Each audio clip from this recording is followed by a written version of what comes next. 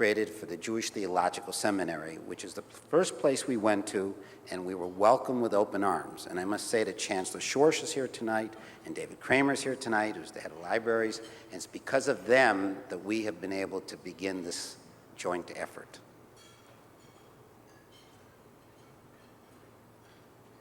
At the Jewish Theological Seminary, they have the largest repository of Cairo Geniza fragments that were discovered by Solomon Schechter 100 years ago in Cairo. Those are the largest repository, in the United States. Among their fragments is the signature of Moses Maimonides on a document where he is requesting aid for Jews who are held hostage by the Crusader king of Jerusalem. And there we have his signature. There happens to be a better signature in Cambridge, but this is pretty good. We also did for them the Rothschild Machzor from the year 1490.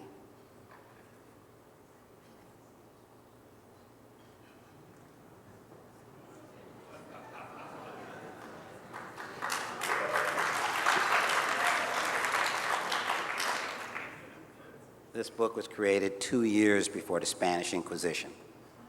It's remarkable. Let me point out that everything you're seeing here was either photographed by Ardon or the software created by him, his brother, and an assistant in Israel. It just shows you how easy this is to be done.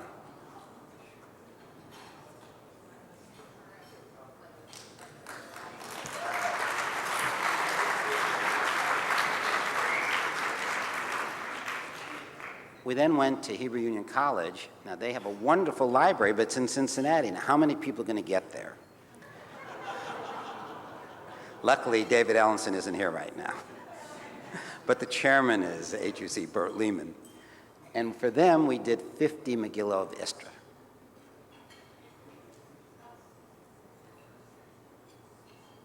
So now, you can read it as though you're really turning the Megillah scroll.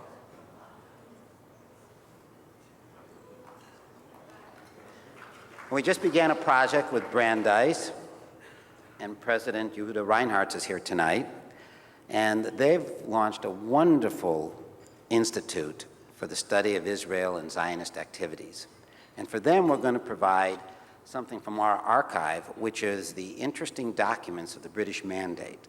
Fortunately, the British, in their impeccable way of doing things, printed everything for us in wonderful little pamphlets. Here we have the white paper of 1939. I don't know how many people know about it, but May 1939, in my opinion, doomed 1 million people to death, Jewish people to death. Because if the British had not issued this document, which precluded immigration into Israel, 1 million people could have walked down the railroad tracks of Europe, across a railroad trestle in Constantinople, further down the railroad tracks into Palestine.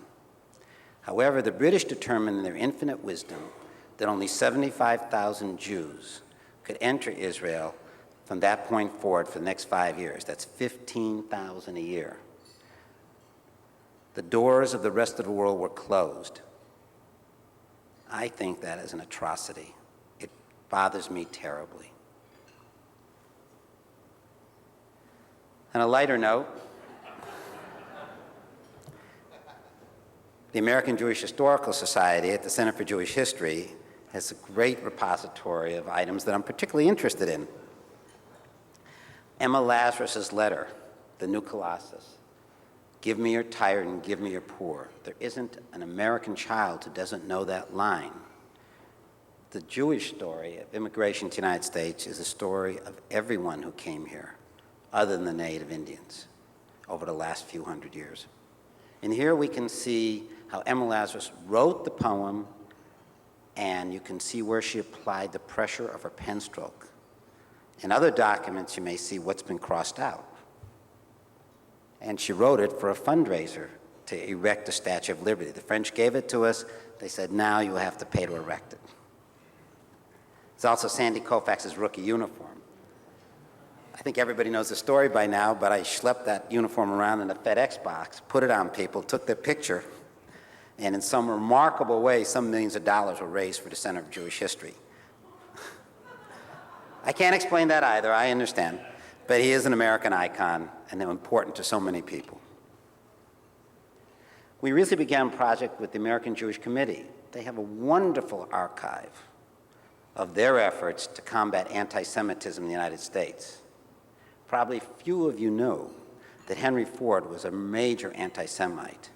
And through the Dearborn Independent, he published the Protocols of Zion and terrible, terrible articles. Finally, however, he was called to task and he apologized to Louis Marshall. How many of you own a Ford car? Not too many in this room, I guess. We've had a wonderful experience at New York Public Library, and here is an illuminated Josephus from 1492. Now, these documents are so precious, so rare, so important that no one gets to see them. But now they're digitized. They're at least archived and preserved in case there's any tragedy, but they're also, it's possible that they can be shared with the rest of the world.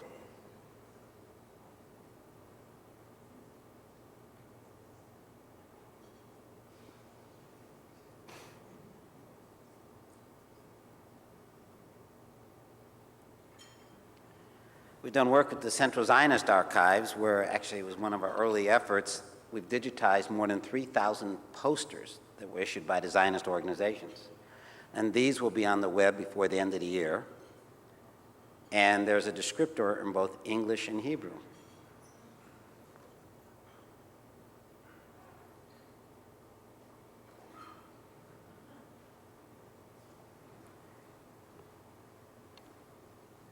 Recently, we began a very, very interesting project with the Israel Museum.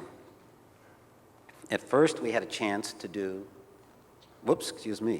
Central Zionist Archives, the Diaries of Theodor Herzl.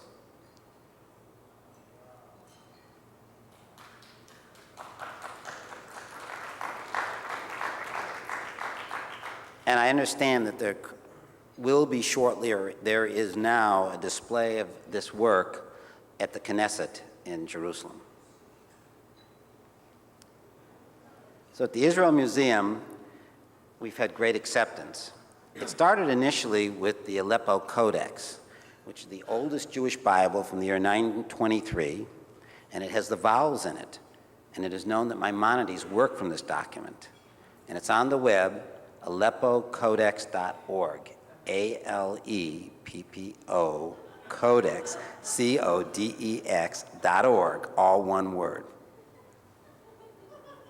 Magnifying glass?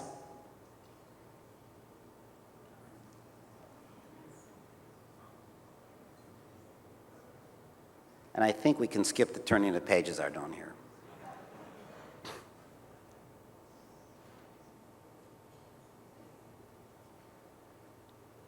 And then we began we were privileged to begin the process of digitizing the Dead Sea Scrolls.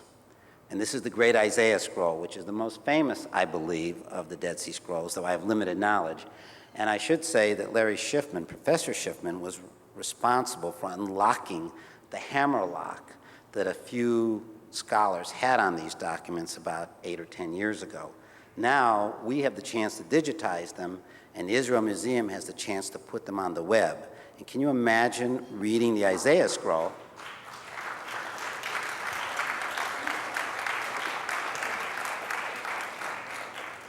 and seeing the English interspersed between the lines? And for those of you who visit the United Nations, there's a very wonderful quotation across the United Nations that I think many of you are familiar with, and they shall beat their swords into plowshares. That's from the Isaiah scroll. And so many, many other sayings and statements and the history of the Jewish people are embedded in this document, which is 2,100 years old. That's 200 years before Jesus.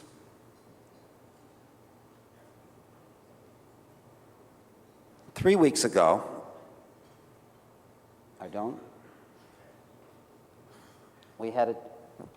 was presented with, 3 weeks ago today, Ardon was presented with this fragment of a different Isaiah scroll. It's called Isaiah B, and it's virtually opaque.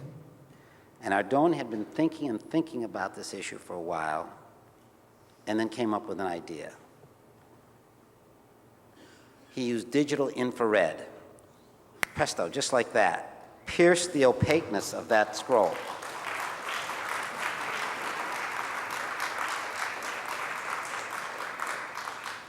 Now, many of these fragments have been infrared, they've been photographed in an infrared way, but it's sort of a hit and miss way of doing it. In this way, our dome can instantaneously capture the image and can see on the computer screen of his PC whether he's got great resolution. So this has reduced the cost and the effort of doing this by well over 90%. Basically, everything we're showing you has taken what was either impossible or costly and reduced it to the possible and the inexpensive. And here is the oldest known fragment, to my knowledge, of the 10 Commandments, 2,100 years old.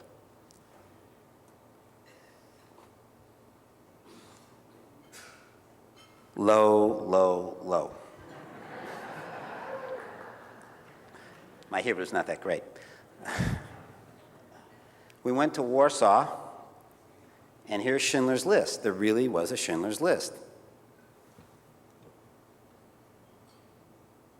One day, someone came to my office to see this presentation, and we were going through it. He said, line 5, Mendel Breuer. He said, my gosh, I can't believe it. That is the grandfather of a friend of mine. And he always spoke about how Schindler saved his life. Now, what's amazing here is that there is this enormous repository of important documents, no funds available to digitize. What we've also learned is that there are many, many other repositories of information in Eastern Europe that need to be digitized, and which we can now do through digital photography at an incredibly low price. It just takes commitment and a little energy. We've also started a virtual archaeological dig of Israel, going all the way back to Abraham and to the present period. We've been working on this for a while, and here we're going to show an excavation of the city of David, which is just south of the Temple Mount. This is actually where David came, confronted the Canaanites, and when he captured that hilltop, the statement that was really resonant in us today is that the Canaanite fortress there, the citadel, was called Zion. Zion is a Canaanite word, but today we use that same word to signify our presence in that land. And kids will excavate, scrape, scrape, scrape. They'll find things like this cultic stand. And then they'll be able to go across other places. They'll go to Armageddon, which is Megiddo. We're working with the Chicago Oriental Institute, which began excavations there in the 1930s, to add that. So you'll be able to go parallel in any point in time and see what was going on in the land. You could also go to Babylon, Assyria. You can go any place. It's really, really fun and interesting. And to sort of sum it up, we are, in this part of the presentation, we've begun the digitization of the exhibitions at the Israel Museum. So now, when they have an exhibit, it's preserved for posterity because it's archived digitally. Not only that, you can create a virtual tour. Click on a picture, and then it pops up to you. And people, I believe, will actually create their own virtual museums.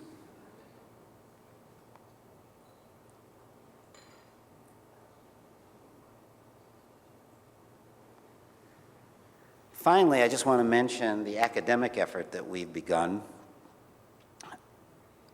which I cannot well speak to, but which I know is important. There's a very large group of professors, headed by Professors Chasen and Schiffman, many graduate students, some of whom are here today, working to create a site that will make the information available of our history from Abraham to the present in a way that's accessible. And finally, this is the future, IPTV.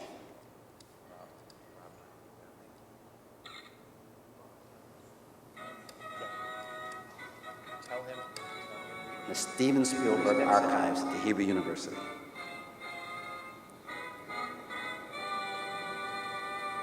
Welcome to the virtual cinema of the Steven Spielberg Jewish Film Archive at the Hebrew University of Jerusalem.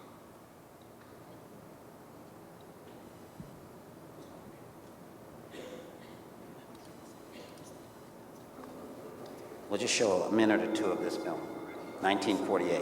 It's on. It's on.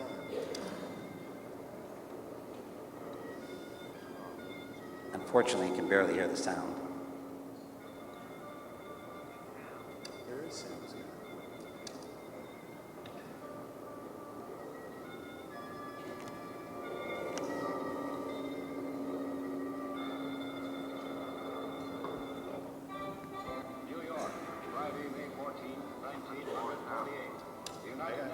Well, regardless, it's not great. I think we can stop the film. It shows you what the future's about.